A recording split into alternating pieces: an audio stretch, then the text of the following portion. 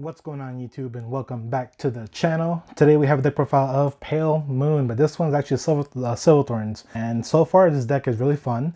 It's definitely meta. I mean, this deck is doing really well in the format. It's topping regionals, it's winning events. So Pale Moons, they're no joke right now at the moment. Silverthorns are actually a really good deck. My opinion though is you need certain pieces for things to actually go off in your favor. But I've been playing this build for a while now, and so far it's working out pretty well. Like I said, I've been having a lot of fun with it, entering tournaments. I've been winning a lot of tournaments actually with this build. But enough about me rambling. Let's get on with the deck profile to see what makes Silverthorns that broken. So of course, the first card that we're gonna go over is the Grade 3 Silverthorn Beast Tamer. Dragon Tamer Liquier. What she does is first effect is whenever 2 cards are called out from the soul this turn, she gets plus 10k. Second ability is counterblast 1. Counterblast 2. Discard 1 card, and you can call out as many units from your soul to the rearguard circles. And then the front board gets plus 3, plus 3k. So what this card basically does is it calls out a field. It lets you not overextend your hand early game as much as possible. Even though at times, to be honest, like I would sometimes overextend my hand early game to push my opponent damage if I can. But overall, again, Silverthorn Liquier, she's just a very, very phenomenal card because again, she calls out rearguards and she gives them power, and she gives herself power. So by herself, she's a 25k attacker. If you put a booster behind her, say for instance, the starter is the 31k attacker, or you put an 8k behind her, she's a 33k attacker. Unfortunately, again, her effect is Counterblast 2. That's actually a pretty big cost because again, the discarding 1 card doesn't really matter. But the Counterblast 2 actually does matter because again, in this deck, there's only one way to countercharge, and that's with a Grade 2 unit that's a non-Silverthorn, which I'm going to explain later on in the video. Next, Grade 3, we're playing 4 copies of the Silverthorn Beast Tamer. What she does is, at the end of the turn, on Vanguard or Rearguard Circle, put all your units into the soul. For every 2 units that goes into your soul, you draw a card. And if you put 4 units into your soul, you can get a Grade 3 from your soul, add it to your hand, and then she's on Rearguard Circle, you have to retire her. Overall, she's a plus 2, plus 3 potentially, but overall she sets up your turn for next turn. She gets you another Grade 3, which you can ride next turn and call out another Excel Circle, another XL1, XL2. Overall, you need these 2 Grade 3s together. Like, you need to play 4 copies of each. There's no other Grade 3 you should be playing. Again, it's a very combo piece deck, and so far at the moment, if you guys don't see these 2 together, most likely you're not going to win that game. Now on to Grade 2s, we're playing 4 copies of Silverthorn Liliana. What she does is, on plays Vanguard or Rearguard Circle, Counterblast 1, you can choose any Silverthorn in your deck, and put it into your soul, and then shuffle. The biggest thing about that is that I can put anything in the soul, and I can also shuffle my deck. I'm going to explain why the shuffling is actually pretty important, but overall, again, putting any card into my soul, which usually I put in one of the Grade 3s, I either put in her into the soul or I put in a Silverthorn Liquier in the soul, because again, you want to set up your soul as much as possible to get the infinite rewriting every turn, calling out cards from your soul, then putting them back in, drawing cards, getting a hand to defend with.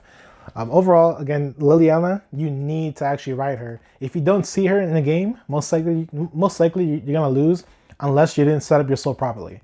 Her second ability, which is actually really important, her second ability is if you have 4 or more Silverthorns in the soul with different names, she gets plus 10k. So she's a 19k beater by herself. If you hit a front trigger, 29k. If you hit 2 front triggers, at 39k. And if you actually call her out onto the Excel Circle, she's a 24k by herself. And then XL1, she's a 29k by herself. Again, this Grade 2, you definitely need it. You need to play 4 of it. She's basically one of the engines of the deck. Next, Grade 2, we're playing Silverthorn Barking, Rising Dragon. Basically, it's a beat stick. Whenever 2 cards are called out from the soul, he gets plus 10k. It's continuous, so he doesn't have to be on the field when you call out 2 cards from the soul. So no matter what, he gets a plus 10k. Now, we're playing 2 non-Silverthorn units. This Grade 2, what it does is, at the end of your turn, if you have no cards face up in your damage zone, you can put this card into your soul and then countercharge 1. So this is our only countercharge unit. Again, I'm not a fan of playing non-Silverthorns in the deck because the consistency of soul charging cards from the top of the deck, it just goes down a little bit. percentage-wise. But overall, I see people playing 4 copies or 3 copies of it. Right now at the moment, I'm good with 2 copies because if I see at least one of it in the game, I should be good. I mean, it doesn't do that much. Again, it's just 9k. It doesn't do anything but soul charge. But usually, if I'm rushing my opponent by turn 2, I can attack with him. I mean, usually by turn 2, I counterblast with Liliana, so I have no counterblast face up, and I just call him attack, and then end phase, put into the soul, counter charge, making sure that my opponent has to attack my Vanguard to give me 2 damage, and it gives me another counterblast to use for next turn for Liquid Air. Overall, again, this grade 2, I like it. Would I play more than 2 copies of it right now at the moment? Probably not, just for the fact that almost every game I've been seeing at least 1 copy of it in my hand, which is perfectly fine. And the last grade 2 that we play is this grade 2.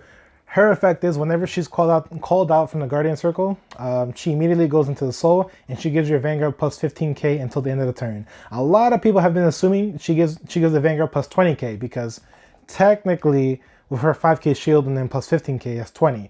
But people don't realize that she immediately goes into the soul first and then gives your Vanguard plus 15k. Unfortunately, her attack is only 8k. Which is not, I mean, it's okay, it's not that bad. I mean, you definitely don't want to ride her. On to grade 1s, we're playing 4 copies of Silverthorn Irene. This card you need to ride as your grade 1. This card is very beneficial on turn 2. Her effect is whenever she's on the Vanguard and another unit rides on top of her, you look at the top 3 cards. you can look at all of them. You can put all of them into the soul or put some of them into the bottom of the deck.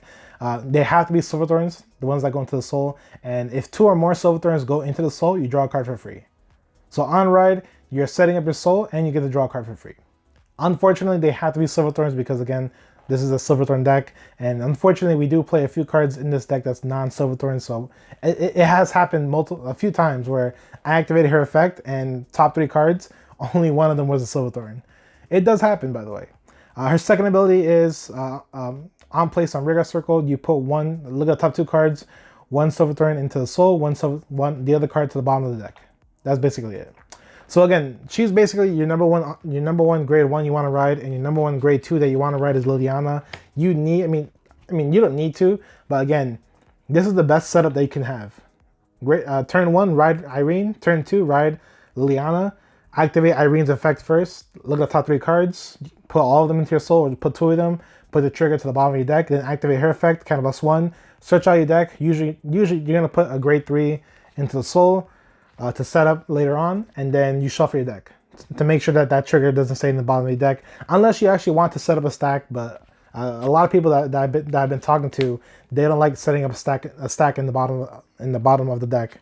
But again, overall, Irene definitely an MVP card. Next, we have 4 copies of Barking Dragon. Now, this card, a lot of people do not realize he actually has an okay effect. His effect is whenever he's boosting and attacking your opponent's Vanguard, you can counterblast 1. If you have 4 or more different named Silverthorns into the soul, you can put a unit into the soul and then call out a Silverthorn from the soul to the field. Usually, I would save this for the last attack, and usually, let's say for instance, Rising Dragon. So, on boost, attack, my opponent guards. Let's say my opponent only has 1 card left in his hand. Activate the effect, counterblast 1, put into the soul, call it out, attack again for 19k, or possibly if I put it on the Excel 1 circle, 29k, or put it on the Excel 2 circle, 24k. And that has actually won me a lot of games where I saved that 1 counterblast left for him just to make sure that his effect actually goes off. Again, you don't really want to counterblast for anything else but Silverthorn Liquid Air, but if you can save that 1 counterblast for this unit, just in case if you're pushing your opponent for a final turn that turn. Next, we're playing 3 copies of Silverthorn Conjurer. What this card does is rest this unit, top 3 cards, whatever Silverthorn you can put into the soul, anything else put into the bottom of the deck. That's it. Doesn't really do anything else but that. Unfortunately, I mean, again, there's not too many other good Silverthorn units to play. If I was to ever play her, I would play her by turn 1 or turn 2. There's no reason why to play her mid game or late game. Overall, she just sets up your soul. That's it. Doesn't really do that much. And last grade 1s, we are playing 2 Sentinel grade 1 Perfect Guards. The reason why I'm playing 2 grade 1 Sentinel Perfect Guards is because To be honest, I don't think this deck needs draw triggers. This deck draws a lot, and it's insane. To be honest, we have a lot of space for the grade 1s, because again, there's not too many other grade 1s I want to play. I just figured, you know what, let me just try playing grade 1 Sentinels, and so far it's actually been working out really well for me. Believe it or not, playing two non draw trigger PGs is actually working out pretty well. Just the fact that I don't need to.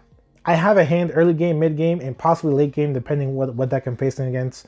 But overall, of course, if you ride it, his effect is you draw a card, then discard a card. So potentially you can draw into another card that can help you out and discard a card that's bad. But you definitely don't want to ride this grade 1. Next, we're playing 6 front triggers. The reason why I'm playing 6 front triggers is because, of course, mid game and late game, you want to hit these triggers. Just the fact that when you're attacking with a full board with, let's say, 6 or 7 or 8 attacks, if you hit 1 front trigger, that's plus 10k to the front board, and I'm assuming already the front board gets plus 3k. So front triggers are definitely mandatory in playing Silverthorns. I've seen a few people play 8 or 12 fronts, but in my honest opinion, I feel like playing crits is still definitely. Playing crits in this deck still works because, of course, you're rushing. You want to rush them by turn 1 and turn 2. So we are playing 4 critical triggers. Of course, Silverthorn, because again, like I said, I want to push for damage as fast as possible early game. So mid game, I should be able to finish them off in mid game. And of course, we're playing 4 heals. Not too much to say about that. 4 heal triggers. Helps you win games.